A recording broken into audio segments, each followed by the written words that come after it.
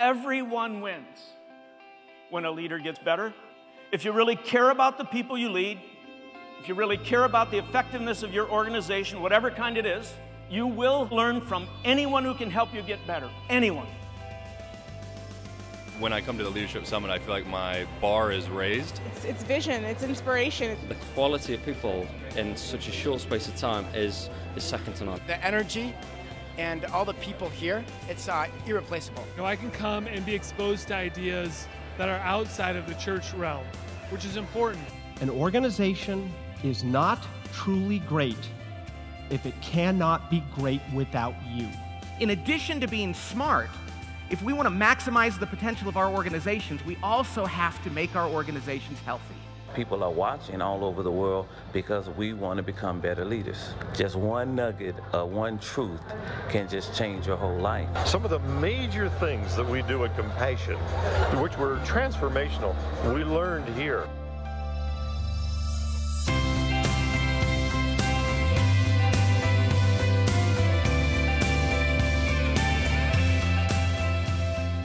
I don't want to limit myself to Christian communities where I can be a leader. I want to be a global leader. Seeing a leader like CONDOLEEZZA, she's a great example of somebody who does that. Every life is worthy, not just because we are equals before the law, but because we are equals before God. The real test of faith is when you're faced with something that only your faith will keep you believing in God. We don't delegate tasks because we create followers, but instead we delegate authority because then we create leaders. I like the way they are blending the speakers from different places around the world, and I think it's just an amazing thing. Being humble does not mean that God will never ask us to do something that requires great strength. Pero no tienes derecho a evadir lo correcto. But never give yourself permission to avoid doing what is right. I didn't realize until yesterday that you can get kids 9 years, 10 years old thinking about changing the world that we live in.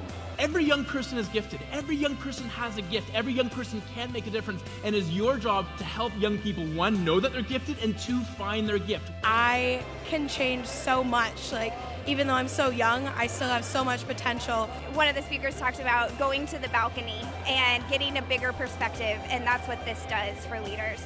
The key foundation of successful negotiation is this ability to go to the balcony.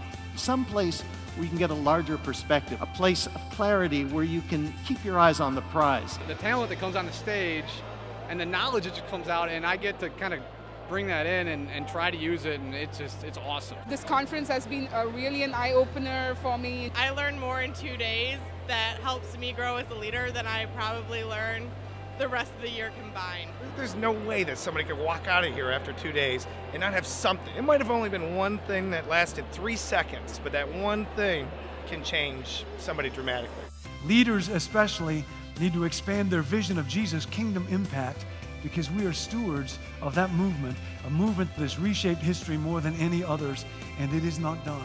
If every church reaches their redemptive potential, we're actually, over time, going to see the thick cloud of darkness that's been overhanging this world gradually give way to the light and love of Christ. I hope you understand that one of the greatest privileges in all of life is when Jesus taps you on the shoulder and says, "Hey, Phil, hey, Jason, hey, Ashley, hey, Melinda, I have a critical role for you to play."